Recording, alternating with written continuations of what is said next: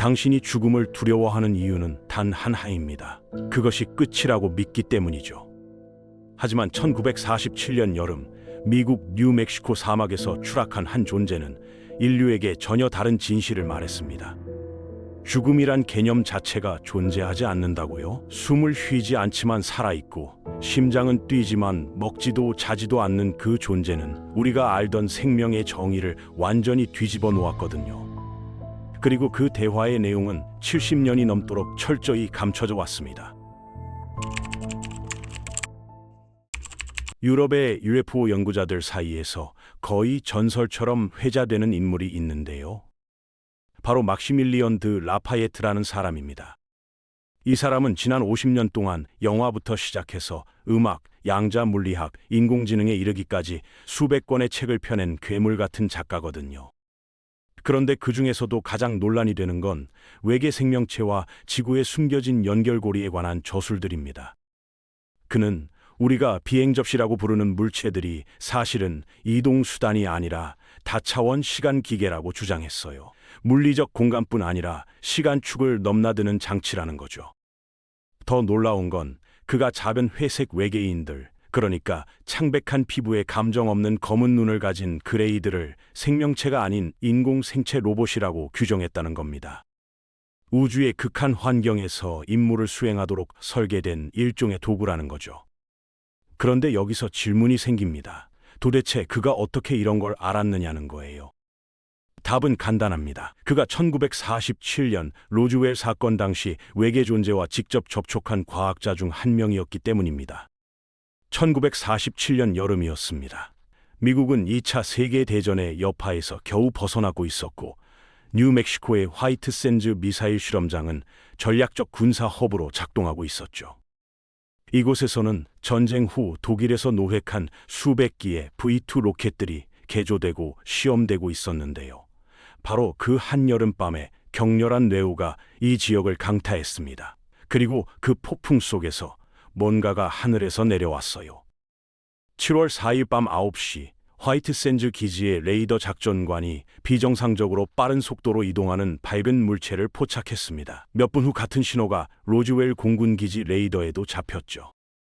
당시는 미국과 소련 사이의 긴장이 극도로 높아진 시기였기 때문에 하늘의 모든 이상 징후는 잠재적 위협으로 간주됐거든요. 긴급 대응팀이 즉시 투입됐고 F-80 슈팅스타 제트기들이 미확인 비행 물체를 요격하기 위해 발진했습니다.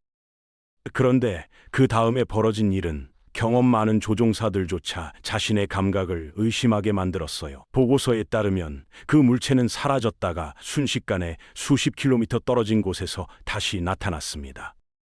소음도 없고 증기 흔적도 없고 알려진 모든 물리 법칙을 무시하는 것처럼 보였죠. 80의 최고 속도가 시속 933km였는데 조종사들은 자신들이 추적하던 물체가 당시 인류 기술로는 절대 도달할 수 없는 속도로 움직이고 있었다고 확인했습니다.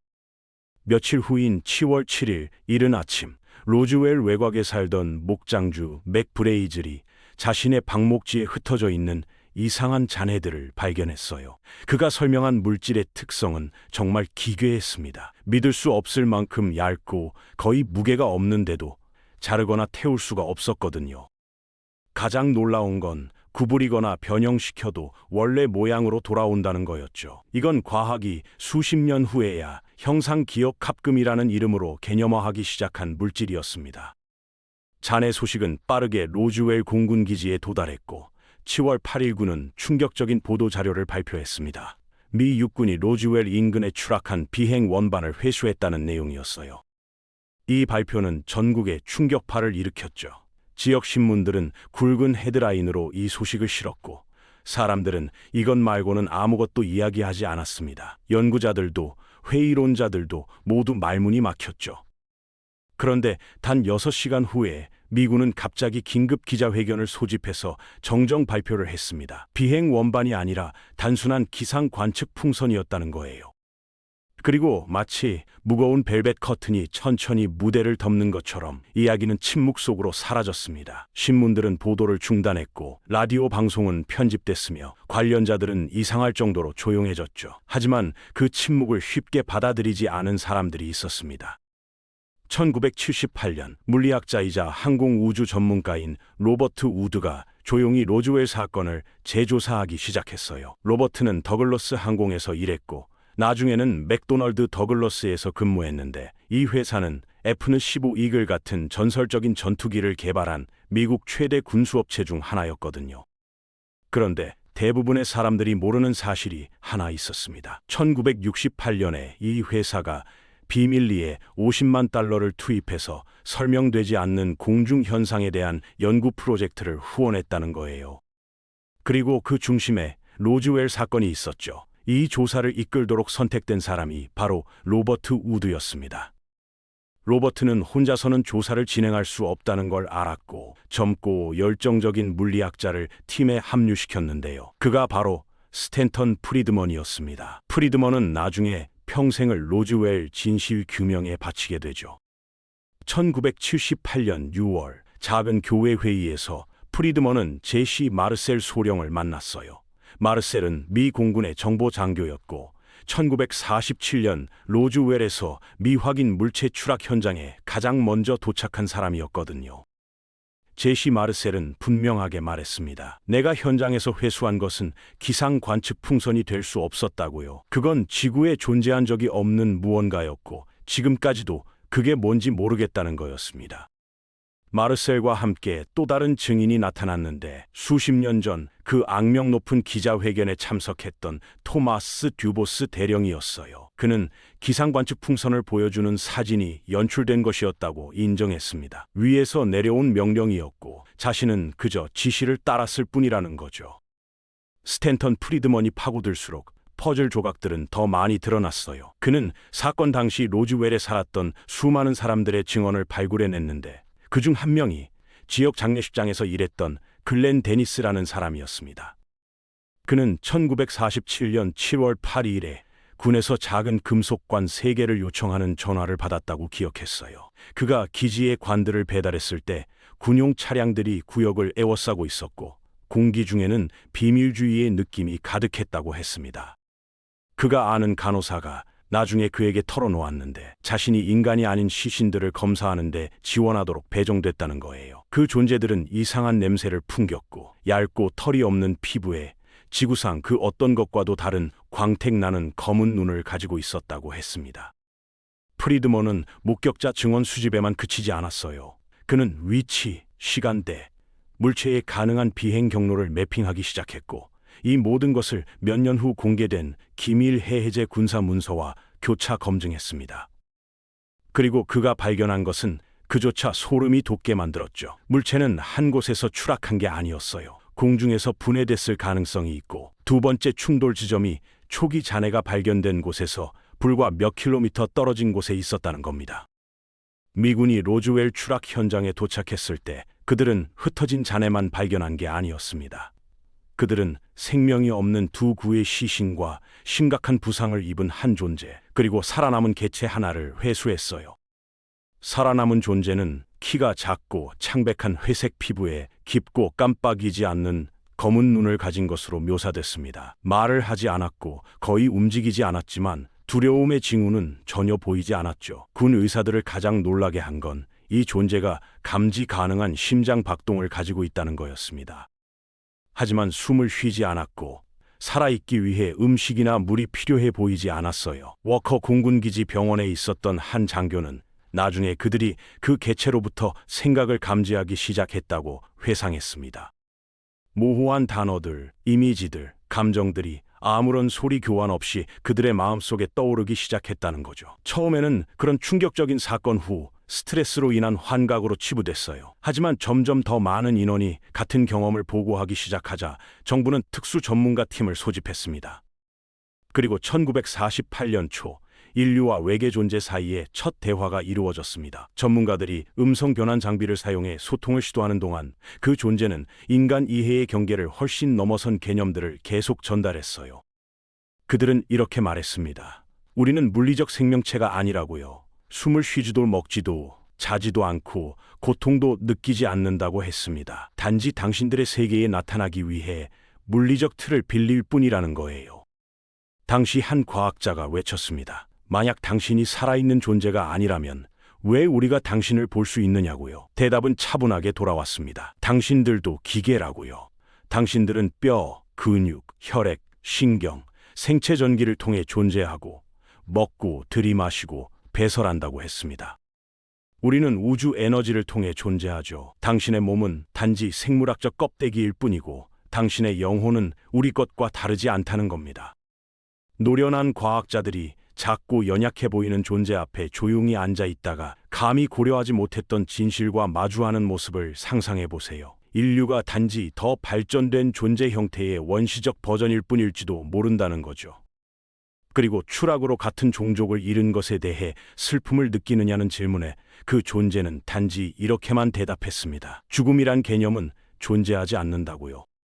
그 방에 있던 사람 중 누구도 감정적으로 온전한 채로 남지 못했습니다. 그들은 더 이상 단순히 다른 종 앞에 서 있는 게 아니었어요. 인류가 지금껏 던진 가장 큰 질문 앞에 서 있었던 겁니다. 우리는 무엇인가? 그리고 만약 죽음 너머에 무언가가 있다면 우리는 진정 어디로 향하고 있는 걸까요? 막시밀리언 드 라파예트가 공개한 기밀 원고에 따르면 저 별 너머에서 온 존재는 한 가지를 매우 분명히 했다고 합니다. 우리는 방금 지구에 도착한 게 아니라고요. 우리는 매우 오랫동안 여기 있었다는 겁니다. 그리고 관찰하러 온 게 아니라고 했어요. 당신들은 실험이 아니고 우리는 당신들이 진화의 중대한 단계를 통과하도록 돕기 위해 여기 있다는 거죠. 그들에 따르면 우주에는 수많은 생명 형태와 수많은 문명이 존재한다고 합니다. 하지만 균형, 연민, 생명에 대한 경외라는 우주의 최고 영적 법칙에 적응하지 못하는 영혼들도 있다는 거예요. 이런 영혼들은 대신 기본 본능에 따라 행동하고 전쟁을 일으키고 분열을 만들고 지배하기 위해 지식을 남용하고 치유가 아닌 파괴를 위해 기술을 사용한다고 했습니다. 그래서 우주의 최고 차원에서 결정이 내려졌다고 해요. 지구가 선택된 건 특별해서가 아니라 정확히는 고립되고 멀리 떨어져 있으며 잘못된 길을 간 영혼들에게 시험장으로 작용하기에 충분히 가혹하기 때문이었다는 겁니다. 지구가 선택된 이유는 풍부한 생태계와 다양한 기후, 지형, 종을 보유하고 있어서 각 영혼이 수십만 가지의 다른 상황에 직면할 수 있는 이상적인 조건을 만들어주기 때문이라고 했습니다. 이런 경험 속에서 영혼은 감정적 균형을 배우고 욕망을 넘어서고 두려움에 맞서고 궁극적으로 존재가 단순히 물질적인 게 아니라는 걸 깨닫게 된다는 거죠. 외계 존재에 따르면 지구의 시간은 다른 행성들보다 훨씬 더 천천히 움직인다고 합니다. 이건 물리적 불일치가 아니라 영적 메커니즘이에요. 시간이 여기서 느리게 가는 건 영혼이 성찰하고 후회하고 수정하고 다시 선택할 수 있는 충분한 순간을 가지기 위해서라는 겁니다. 그들은 지구 대기권 너머에 보이지 않는 플라즈마 에너지 벨트가 존재한다고 설명했어요. 육안으로 볼 수 없고 현재 기술로도 감지할 수 없지만 장벽으로 기능하면서 추방된 영혼들이 행성을 떠나는 걸 막는다는 거죠. 당시에는 단순한 철학적 은유라고 여겨졌습니다. 하지만 수십 년 후 세계가 전례 없는 격변의 시기에 들어서자 사람들은 그 예언을 새로운 진지함으로 되돌아보기 시작했어요.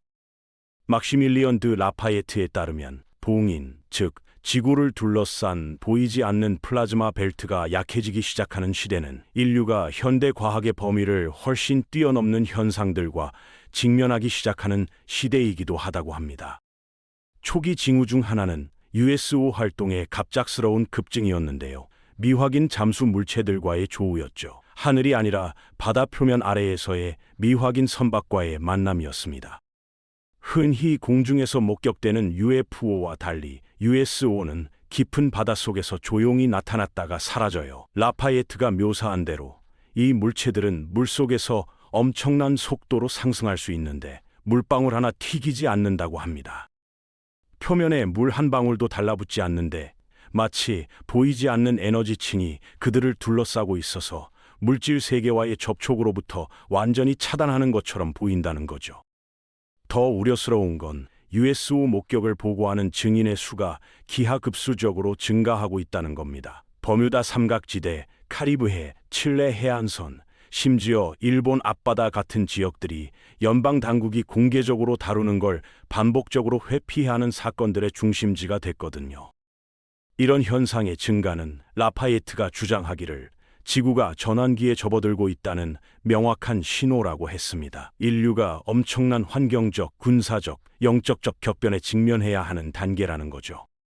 이것들이 거대한 봉인이 녹기 전 마지막 시험들이라는 겁니다. 그 예언은 결코 두려움을 심어주기 위한 게 아니었어요. 각 개인에게 선택을 제공하기 위한 것이었죠. 영혼이 진정으로 물질을 넘어선 존재의 형태라면 이 마지막 시험은 문명 간의 전쟁이 아니라는 겁니다.